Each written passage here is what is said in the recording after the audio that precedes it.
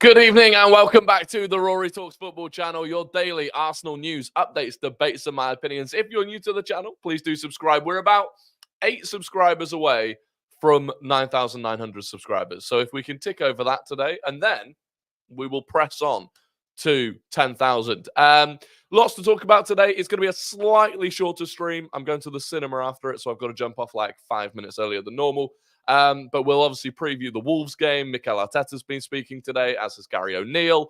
And yeah, there's loads of you here already, which we absolutely love to see. Pekka, Darwin Godnez, Vincent, Icarus, Ultra Pro Gamer, Jay Walker, Hyper Protagonist, VV Vlad, CM, Jakub, AFC Max is in the building, Churms, Gareth Falconer, Trulls, Max, Umair, Matty, Ian, Jelly Belly, Max Evans, Sahim, Tentego, Hannah, Joe, Sam Shapiro, Carter, Ethan Udall, and many, many more. Many, many more. But look, tomorrow we get the season back on track. Tomorrow we have the chance to go top of the table, albeit with, Man City having a game in hand. But the only way we can put pressure on them and get them to, try and drop points is by winning our games and keeping the pressure up for as long as possible. So that's what we've got to do tomorrow. And look, to be quite honest with you, tomorrow we have a very good opportunity to do that. Gary O'Neill was talking today about his team news. Mateus Cunha is out. Nelson Semedo is out. Hwang Hee-chan will only be able to play 45 minutes maximum. Ryan Ait-Nouri may be available for the bench, but that'll be it. Bellegarde is out. Dawson is out.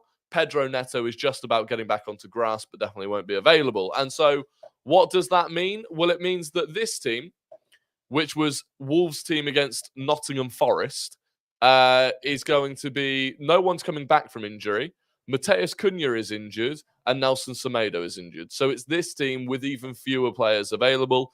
And, you look at their bench already. Okay, so Hwang might be used for 45 minutes.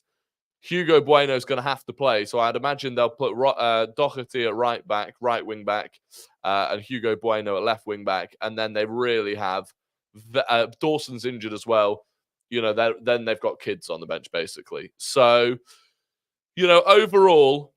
Wolves have a lot of injuries. Now, one thing I would be cautious of is that Aston Villa had injuries, but Wolves aren't quite the same level of team as Aston Villa are. And on the Arsenal side, we have no new injuries at all. Everyone is fit to play. The only player that won't be fit to play or won't be in the squad is Jurgen Timber. And again, he's updated on Timber again. He said, he's not been ready to do it yet, but he's going to play a game with the under-23s and we'll judge him and how he gets on there. But he said that Timber is looking really good in training. And he was asked where Timber's going to play, and he said right back and left back. So he's going to play right back and left back. Not at the same time, but he will play both of those positions over the course of time. Ross Lawman's in the house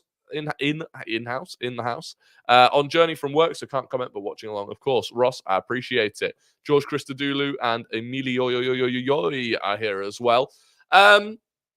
So look, in terms of the game tomorrow, we have to bounce back. There is just no other option. If we drop points tomorrow, that massively feeds into the end of season drop off, falling off a cliff. It becomes a real concern at that point. So we've got to beat them, and I'd hope that we do beat them quite comfortably. How much we rotate?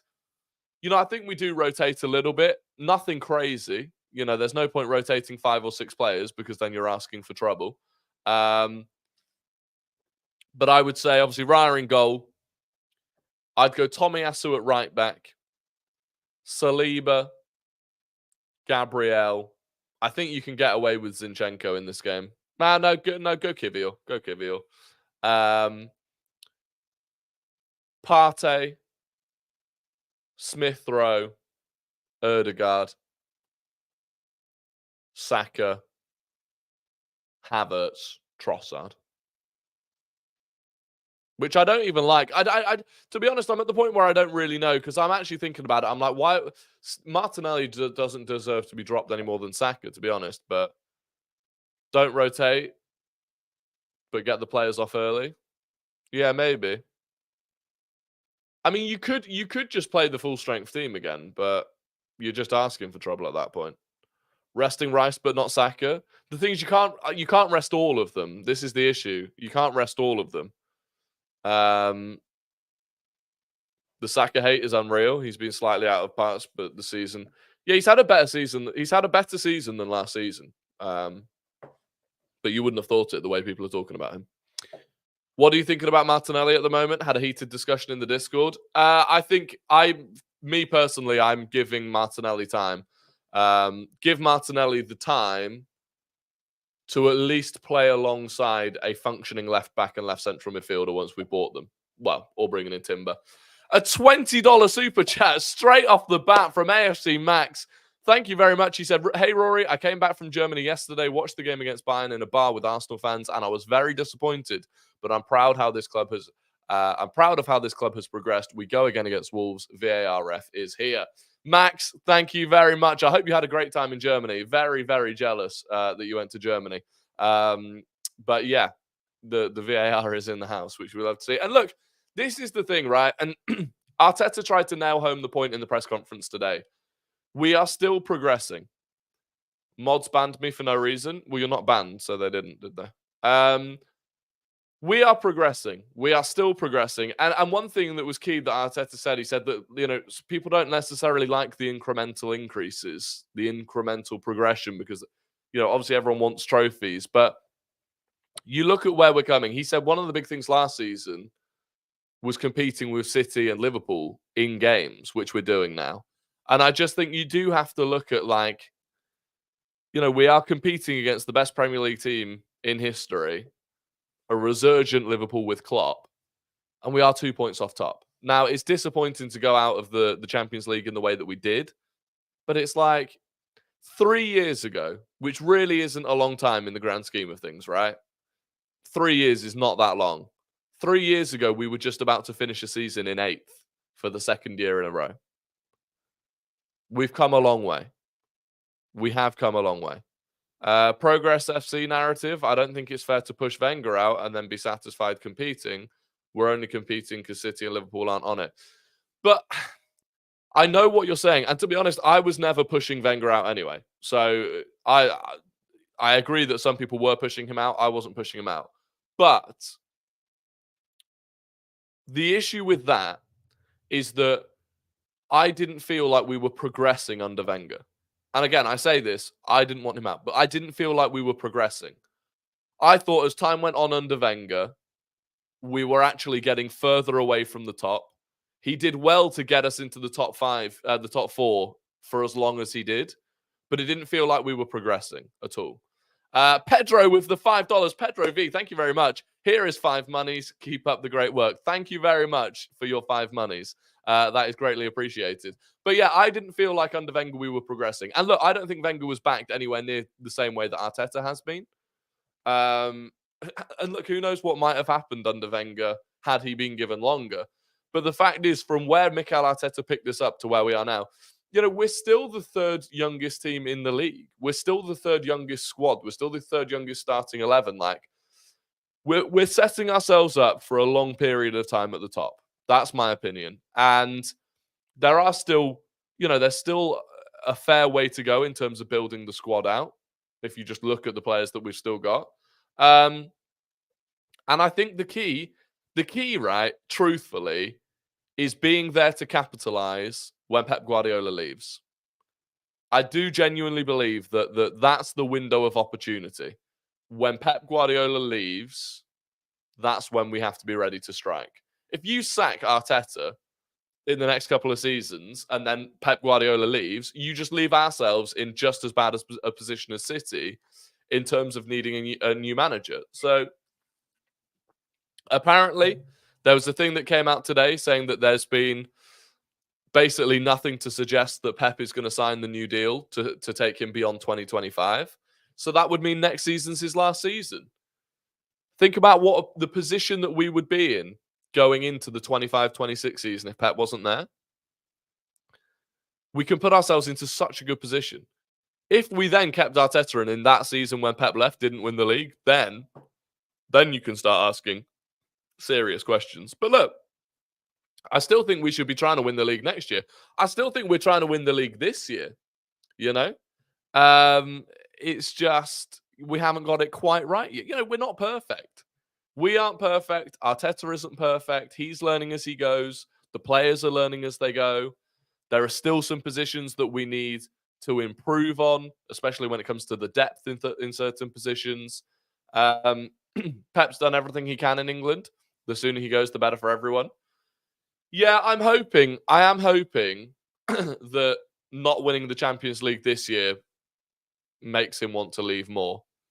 Because one of the things he could have done would have been trying to equal, for example, you know, Zidane doing 3 Champions Leagues in a row. He might have maybe even pushed for 4 Champions Leagues in a row. Like there were records there that he might have tried to break. But now he's got the 4-peat, fine, but he can do that this season. And then there's nothing really else. The double treble can't happen. So, you know, I think it would be a good time for him to leave. Gareth Falconer is the newest member of the channel. Gareth, thank you very, very much. Welcome to the Rory Talks Football community. The newest member. He's done it off his own back. Much appreciated. What movie are you watching at the cinema? I cannot remember what it's called. I can't remember what it's called. It's about a civil war. So it's to do with America, I think. Civil war in America. It might be called Civil War now that I think about it. It might actually just be called Civil War. It's not about trains. Well, it might be about trains. There might be trains involved. No, Fallout is on Fallout's on Netflix. It's Civil War. Oh, there you go. It's literally called Civil War. I'll sub when I'm paid. I appreciate it, but never concern yourself with that. You've got more important things to spend money on, but I do appreciate it. So yeah, I'm going to watch Civil War. So there you go. But yeah, so that would be my. Oh, no, I didn't actually nail down a team then, did I? Raya,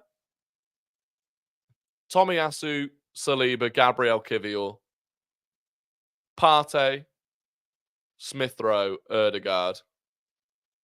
Honestly, no, I don't think you can bring in. I don't know. The front three, I genuinely don't know. How do you become a member? If you go down below, next to where you can subscribe, it says something like join the channel, and then you just go through that. No way Rice doesn't start. I agree, but I think he could do with a little rest. I think he looks tired. Question: How do you decide who to persevere with so that they gain experience, and who do you decide to let go? We need quality and more experience. Honestly, I don't think I'm in a position to answer that because I think a lot of that comes down to what they do in training. I do think certain players have been given enough opportunities. I think Eddie Nketiah has been given enough opportunities. I don't think he's good enough. I think Reece Nelson has not been given enough opportunities, but I don't see how he gets given any more opportunities if he couldn't get opportunities this season when Saka was dying for a break. So I think he's done. Other than that, really, you're only looking at Fabio Vieira. And I don't know what Fabio Vieira needs to do, to be honest. Jorginho or Partey? Probably Jorginho. Probably Partey. Jorginho's starting a lot of games recently. Rule of thumb, if you don't trust them to start against Luton, you should sell them. Yeah, that's fair. How much do you think we can get from sales this summer? Depends who we sell, but I think we can make about 150. It does depend who we sell, but I think we can make about 150. If we sell Ramsdale for like 40, you can sell Partey 25, that's 65. Nketiah 30, that's 95. Nelson 15, that's 110. Who else is on the block?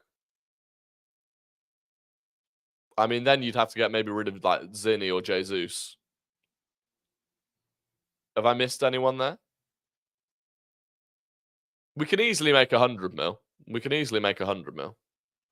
Fabio could help Martinelli with his isolation. I agree. And that leads me into talking about something else, actually. So we were linked today. Not even linked, right? So according to DAZN via Sport Witness, which I don't rate as a great source, but supposedly, apologies, my throat is still awful. Supposedly, we have bid for a centre-back from Eintracht Frankfurt called William Pacho. He's a 22-year-old centre-back. In fact, I'll just bring him up on here because that's far easier. 22-year-old left-footed centre-back. And according to Sport Witness, which I don't trust, according to them, we've bid 45 million euros for this guy. We've bid 45 million euros. They want 60 million euros minimum. But I don't believe that we've put a bid in. I truly don't. But presumably it means that there are some links there, at the very least, that we have some sort of interest in him. And this map is very, very similar to the map that Saliba has. In terms of those traits, it's very, very similar to the one that Saliba has. And I have a feeling we're going to look for a player that can do Saliba's role, but on the left-hand side. And that actually, at times, Saliba will rest. A left-footed player will play on the left side, do that job. And that actually, that'll give us the ability to completely invert everything we do ahead of the defence. In terms of, you'd then have the right back inverting instead of the left back. You'd have the left central midfielder pushing on in the way that Ødegaard does. And I think there's quite an interesting thing there. So where's Gabby going? So he's not. So, and this is the key thing. Dominic Sobersexual 69, what a name, is the newest member of the channel. Dominic, welcome to the Rory Talks Football channel. Thank you very much for becoming the latest member. What a name. What a name. Dominic Sobersexual. It's not Sobersexual.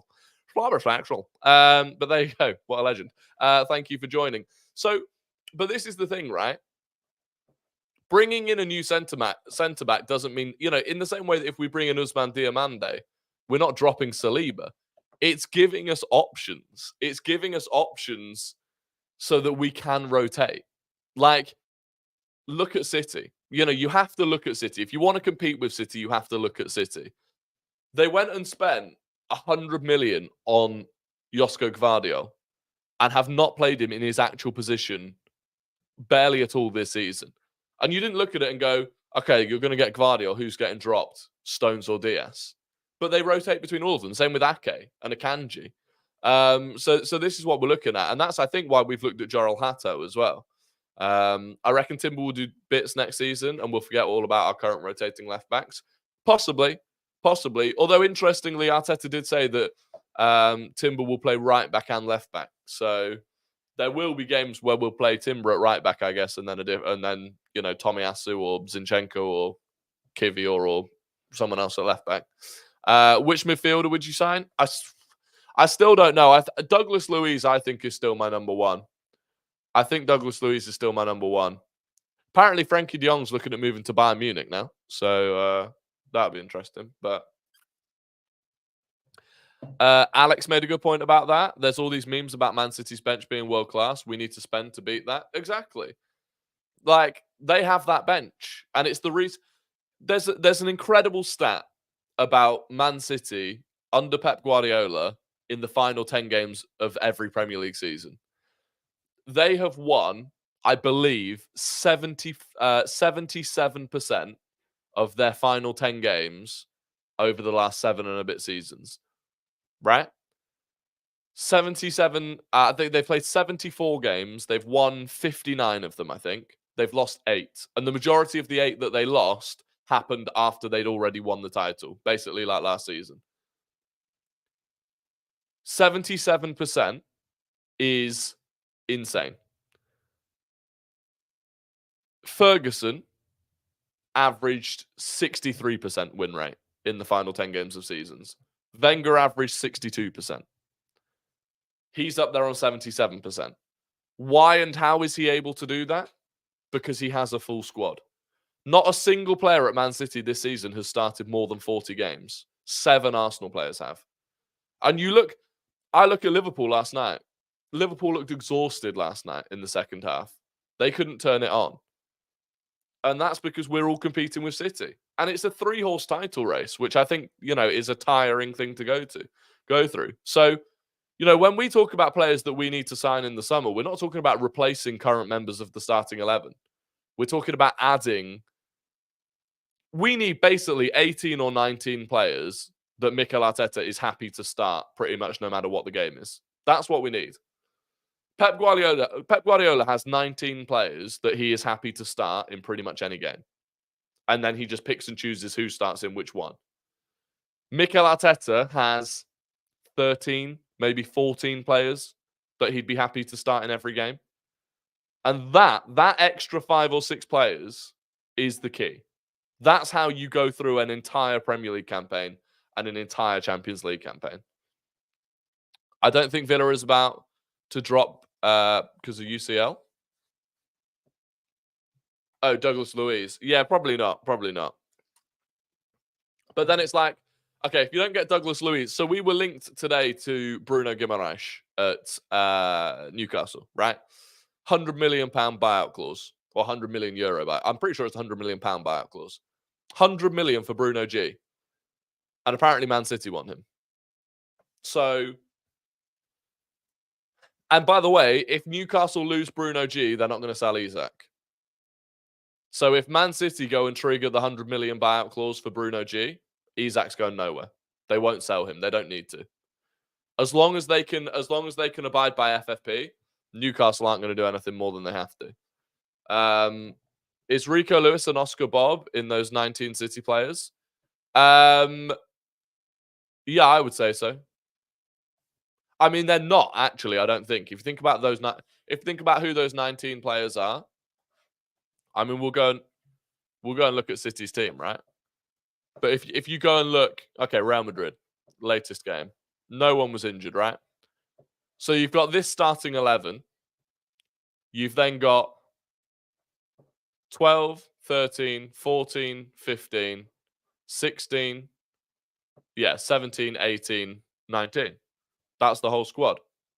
19 of them. We just don't have that. Yeah, I'd say both of them are, to be honest. I'd say both of them are. Oscar Bob's probably the one that's on the fringe. Oscar Bob's probably on the fringe. I mean, even Sergio Gomez, right? Sergio Gomez has actually started some... Nah. Sergio Gomez isn't. But Isak isn't happening. I'm not even sure Arteta rates him. I do think Arteta rates him because we were interested in him previously. We could have signed Douglas Luiz for 30 million. Edu was a prat. Yeah, I know. Literally 2 summers ago, we could have got... 2 summers ago, we skimped out on Douglas Luiz because we didn't want to spend an extra, 5 million on him. We have about 10 players. Now, we've got 13 or 14 that he genuinely trusts. But I would say within that 13 or 14, by the way, Gabriel Jesus and Alexander Zinchenko. Do you trust them anymore? Because I'm not sure I do. No Gyökeres talk today? No, not really. There's nothing extra on Gyökeres has been mentioned today. If we signed Gyökeres, how would you celebrate? I don't know. I don't know. I would make a video being very excited. We were stingy with 30 mil. Yeah, we were. But at the time, we were struggling with FFP, to be fair. I mean, we're constantly struggling with FFP, but... By the way, the Champions League, by getting to the quarterfinals this year, we made about 90 million quid off the Champions League this year. About 90 million quid. Hijack a train? Yeah. Nah, maybe I'll get a train with a Sweden flag on it.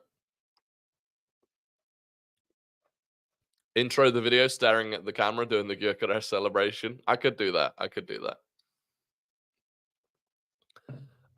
Who is one player we missed out on that you wish we got the most? Recently or long term? Because there was genuinely a point where we could have got Mbappe before he was insanely expensive. So that one feels tough. Do the Gyökeres celebration right now? No, not right now. I'll do it when we sign him. Paqueta in 2022. Yeah. Paqueta 2022. I mean, there are loads of them. Bloody Arsene Wenger rattles off another name every other week, pretty much, about someone that he could have signed. Ronaldo, Ibra, Messi. He loves it. Eden Hazard. Yeah, Eden Hazard could have come to us, to be fair. Yeah, to be fair, last summer, kudos. If we're just talking last summer, kudos. It still haunts me that we didn't get kudos. My ideal 11 for tomorrow is, I actually don't know. Here's the truth. I think Tomiyasu right back, Kivior left back, Saliba Gabriel, Partey, Smith Rowe, Erdegaard. I'd be happy with that midfield. And then the front three, I honestly don't know. Probably stay with Kai Havertz through the middle. Trossard off the left. Maybe, I don't know. Or Martinelli off the left, Trossard off the right. But I don't really like Trossard off the right. Kante for Xhaka haunts me. Yeah, Kante. N'Golo, Kante. Gutted we didn't get Mudryk for 100 million. No, that's not really that high on my list of regrets. Erdegaard should be subbed off as soon as possible. I agree. Erdegaard should be subbed off as soon as possible. Well, maybe we'll even play Fabio Vieira instead of him. But I doubt it. Anyway, it is time for Guess the Gooner, the game where I give you 5 clues about an ex or current Arsenal player, and you have to guess who that player is in the chat. First person to get it right wins the immense pride and respect of the Rory Talks Football community. So get your fingers on your keyboards, because we are starting now. Clue number 1. This player is 32 years old. This player is 32 years old. Clue number 2. They made their Premier League debut in 2015. They made their Premier League debut in 2015. Clue number 3. They scored 2 goals in 64 games for Arsenal. They scored 2 goals in 64 games for Arsenal. Clue number 4, they won Euro 2016. They won Euro 2016. And clue number 5, they joined from Southampton for free. They joined from Southampton for free.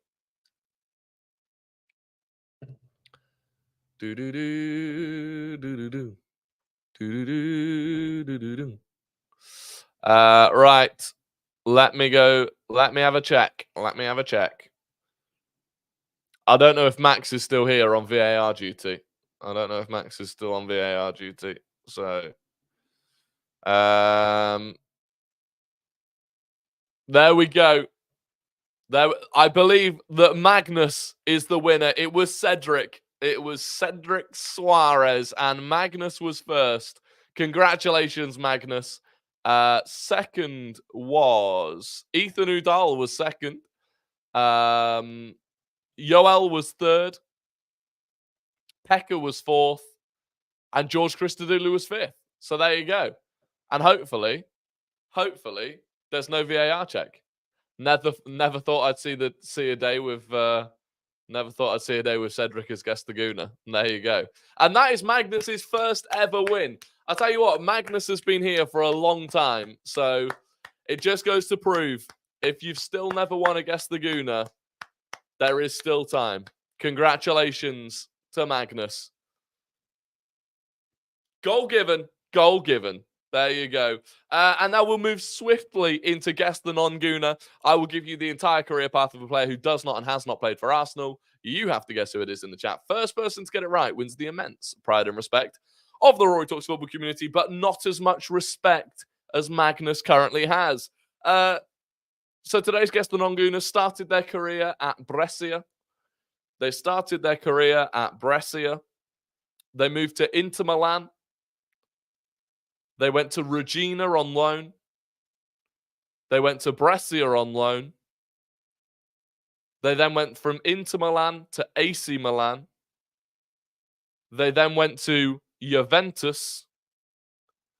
They then went to New York City. So Brescia, Inter, Regina on loan, Brescia on loan, AC Milan permanently, Juventus permanently, and New York City. And in and amongst that, we got a $2 super chat from AFC Max. VAR check complete. You may continue. There it is. Signed, sealed, and delivered from VAR himself. Magnus is the winner. So there we go. And now we will go for the Guess the Non-Gooner winner. Just make sure I don't miss anyone.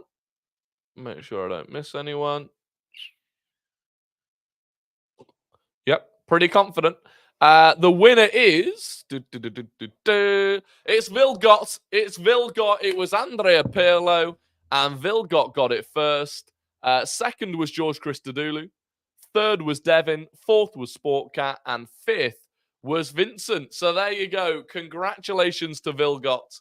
And congratulations to Magnus on your wins. For fuck's sake, my thing crashed as I was typing. That's painful.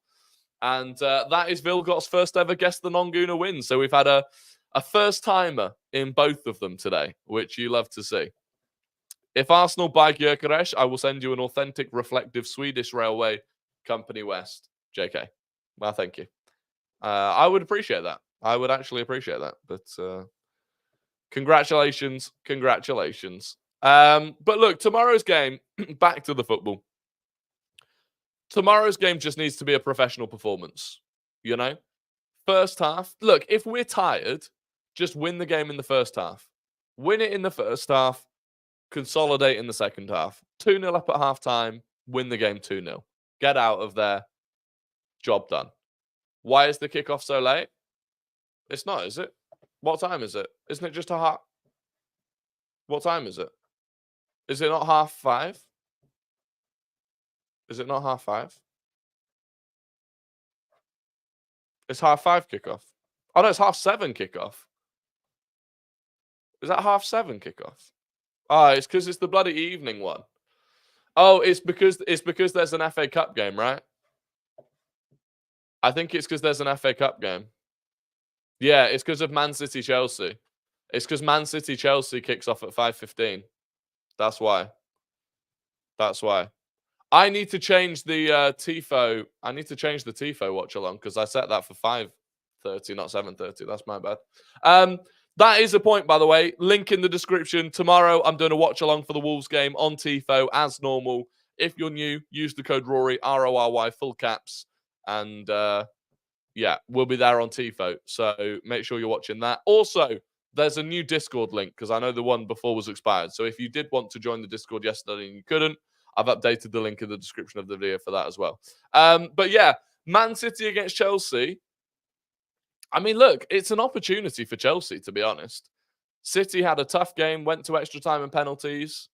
It'll be an interesting game to watch. It'll be an interesting game to watch. And all we can do is win and put pressure on. Liverpool don't play tomorrow. So Liverpool play on Sunday. Against Fulham away. Do you know what? Fulham away is not easy, by the way. The way they're playing at the moment, I could see Liverpool slipping away quite quickly. The games tomorrow stink, by the way. Luton against Brentford, Sheffield United against Burnley, and then our game right in the evening.